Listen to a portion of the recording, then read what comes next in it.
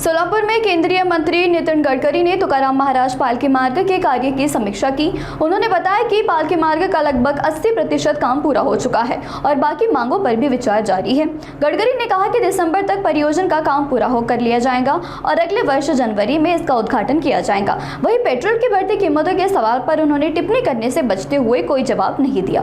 पालखी मार्गाचं 80% पेक्षा जास्त काम पूर्ण झालेलं आहे। या कामामध्ये कुठे कुठे जनतेच्या गैरसोयी आहेत, त्याच्या काही मागण्या आहेत, त्याची क्वालिटी कशी आहे, लँडस्केपिंग कसं झालेलं आहे, हे सगळं परीक्षण आहे।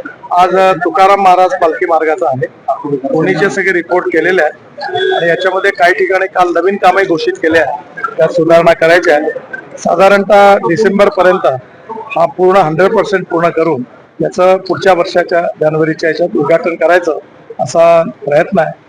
त्यामुळे नक्की होईल। सोलापूर धारावीची बैठक रखडलेल्या प्रकल्पांच्या सगळ्या प्रकल्पाची बैठक झाली, सगळ्यावर मार्ग निघाले, कलेक्टरही होते दोन्ही आणि लवकर मार्ग। साहेब, पेट्रोलचे भाव अचानकच वाढले का? आपण ईव्हीसाठी प्रोत्साहन देत आहे आणि पेट्रोलचे भाव वाढले आंतरराष्ट्रीय